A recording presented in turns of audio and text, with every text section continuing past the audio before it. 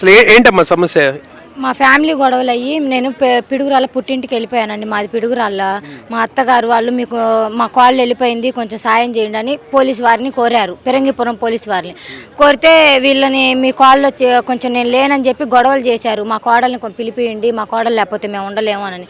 మీ కాళ్ళు వచ్చింది రాండి అని చెప్పి వీళ్ళని పిలిపించి వీళ్ళు గొడవ చేశారని కచ్చిగట్టుకొని ఆడవాళ్ళని కూడా లేకుండా మా ఆడబిడ్డని, మా ఆయన్ని, మా అత్తగారిని ముగ్గురిని జైల్లో వేసి కొట్టి 10 రోజులు జైల్లో వేసి అన్యాయం చేశారండి. 10 రోజుల తర్వాత వీళ్ళు వస్తే ఈ విషయం నాకు తెలిసి నేను వచ్చి అడుగుతుంటే ఎక్కువ చేస్తే మిమ్మల్ని కూడా వేస్తాను అని చెప్పి అట్లా పడితే అలా మాట్లాడి నేను కలెక్టర్ గారికి కంప్లైంట్ ఇస్తే అది కూడా తీసుకోకుండా ఒక్కదాన్ని రాను ఒక్కదాని రాను బెదిరిస్తున్నాడు. మేము పిరంగిపురం పోలీస్ కాడికి వెళ్ళాలంటే మాకు భయం వేస్తుందండి. మాకు ఏదో ఒక న్యాయం చేస్తారని మేము ఎస్పీ గారి దగ్గరకు వచ్చామండి.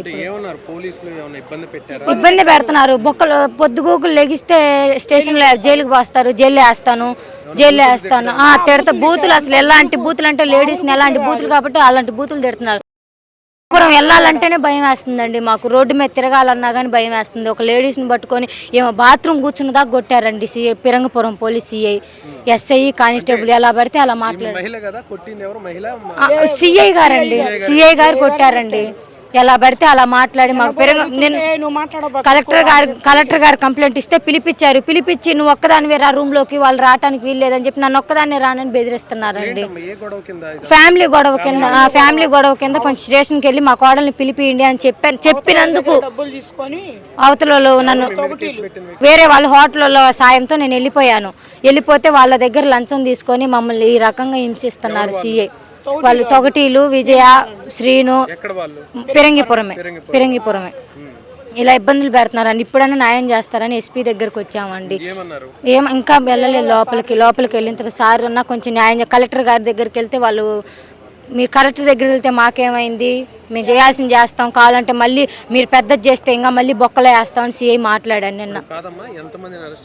ముగ్గురిని మా ఆయన, మా ఆడబిడ్డ ముగ్గురిని. లేడీస్ అని కూడా లేకుండా ఎలా పడితే అలా కొట్టారు. మా ఆడబిడ్డను కూడా కొట్టారు, నాలాగే ఉండి దా అమ్మాయిని కూడా కొట్టారు. 10 రోజులు లోపలే ఉన్నారు.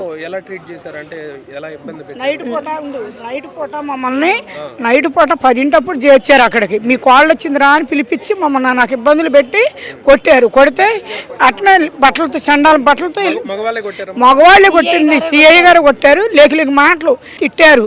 మేము చచ్చిపోవడానికి కూడా గురి అయిపోయాను. నా కొడుకు తెలుగుల పేస్ట్ కూడా తాగాడు. మేము 9-10 మంది ఉన్నాం, 4 పిల్లలు 6 పెద్దవాళ్ళు ఉన్నాం. అడిగితే తప్పుడుకే లోపలేస్తాను బేలు కూడా. అసలు అరెస్ట్ మా కోడల కోసం మేము తిరుగుతున్నాం అని చెప్పి నా కొడుకు ఎంఐ లేదు ఉండలేకపోతే అబ్బాయి ఇట్లా అడుగుతున్నాడండి, ఏందండి అని అడుగుతున్నాం. మేము తిరుగుతున్నాం. ఎస్పీ గారే చేసాడే మిమ్మల్ని లోపలేయమని, జైలుకి పంపించమని ఎస్పీ గారు ఆర్డర్ ఇస్తేనే వేసానే అని ఈ మాటలతోనే మమ్మల్ని ఇచ్చేస్తున్నాడు. స్టేషన్కి వెళ్ళాలన్నా కూడా పోయిన వారం ఇచ్చాం మేము కంప్లైంట్. స్టేషన్కి వెళ్తే మళ్ళీ ఏం చేస్తాడు, నేను భయపడతా వస్తాయి. నేను రాత్రి వెళ్తే అట్లా లాపు వస్తే కనుక కానిస్టేబుల్కి వీళ్ళందరికీ చెప్పాడు.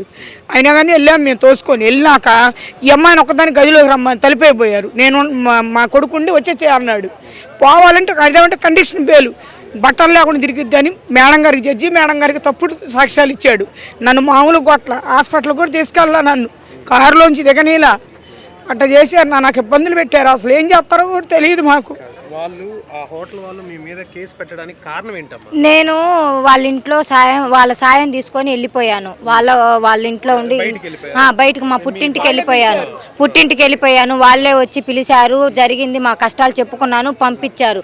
ఇలా ఆయనని తెలియక మా అత్తయ్య వాళ్ళ మీద వాళ్ళు కచ్చ కట్టుకున్నారు. ఆ కచ్చ నాకు తెలియక నేను వాళ్ళ సాయం పొందేసరికి వాళ్ళు నన్ను పంపించి వీళ్ళని చిత్రహింసలు పెట్టారు.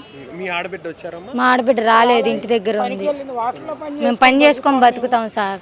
మమ్మల్ని హింసలు పెడుతున్నారు సిఐ గారు. మాకు న్యాయం చేయాలని చెప్పి మేము కోరుకుంటున్నాము. ఎటువంటి మా జోలు రాకుండా అవి చేయాలని మేము కోరుకుంటున్నాం. అవతల మీద కేసు కట్టాలి. ఇబ్బంది పెడుతున్నారు అసలు సిఐ గారు, చాలా ఇబ్బంది పెడుతున్నారు మాకు. మేము ఎవరికి చెప్పుకోలేకపోతున్నాం. పెద్దలకు చెప్పుకుంటున్నా కానీ వాళ్ళకు కొంచెం డబ్బులు సాయం తీసుకొని మాకు లేని వాళ్ళని మాకు న్యాయం చేయట్లేదండి. ఎవ్వరూ న్యాయం చేయట్లేదు. మాకు న్యాయం చేస్తారని మేము ప్రతి సోమవారం తిరుగుతూనే ఉన్నాము. నిజంగానే పోలీసులు అయితే మగ పోలీసులు కొట్టారు. సీసీ మామూలు కొట్టలేదు. మేము అసలు బతకాలని కూడా లేదు. అసలు అట్టాడు పరాపం చేశారు. 10 రోజుల్లో ఎన్ని రోజులు కొట్టింటారు? వాళ్ళు స్టేషన్కి తీసుకెళ్ళి 2 రోజులు కొట్టారు. ఇంక సబ్జీలకి 10 రోజులు ఉన్నాము.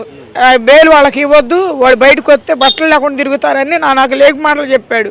చేత అయినా కానీ మా లాయర్ దగ్గర నుండి తీశాడు బయటికి. ఇదండి జరిగింది ఈ ఫిరంగిపురానికి సంబంధించినటువంటి ఇష్యూలో. ఏదైతే పోలీసులు ఈ అభాగ్యుల మీద చేసినటువంటి ఈ దాష్టికం నిజంగా కనుక జరిగి ఉంటే అది నిజంగా దారుణమైన విషయం. ఒక మహిళ ఎవరైతే ఉంటారో ఆ మహిళని ట్రీట్ చేయాల్సింది ఖచ్చితంగా మహిళా పోలీసులే దాన్ని ట్రీట్ చేయాల్సి ఉంటుంది. వాళ్ళని టచ్ చేయాలన్నా, తీసుకెళ్లాలన్నా, చివరికి మ్యాన్ హ్యాండిల్ చేయాలన్నా కూడా పోలీసులు మ్యాన్ హ్యాండిల్ చేయడానికి కూడా లేదు. సో నిజంగా ఆ నోరులేని వాళ్ళని దృష్టిలో పెట్టుకొని వాళ్ళ వైపు ఎవరు లేరనే ఉద్దేశంతో నిజంగా ఈ దాష్టికానికి పాల్పడారు అని చెప్పేసి వాళ్ళు బాధపడుతున్నారు. అదేవిధంగా ఇద్దరు ఆడవాళ్ళని 10 రోజులు పోలీస్ స్టేషన్లో ఉంచి చాలా దారుణంగా బూతులు తిడుతూ వాళ్ళని చాలా అసభ్య పదజాలంతో వాళ్ళని దూషించారని చెప్పేసి కూడా బాధితులు మేము చావడానికి సిద్ధపడిపోయాం, అలాంటి పరిస్థితికి తీసుకొచ్చారని చెప్పేసి బాధపడుతున్నటువంటి పరిస్థితి. దయచేసి అధికారులు మాకు న్యాయం చేయాలని చెప్పేసి చివరికి ఎస్పీ ఆఫీస్లో జరుగుతున్నటువంటి గ్రీవెన్స్ కట్టడం జరిగింది. ఇది ఇక్కడ పరిస్థితి. కెమెరామన్ అనిల్తో శివరాజ్ శంకర్, సుమన్ టీవీ, గుంటూరు.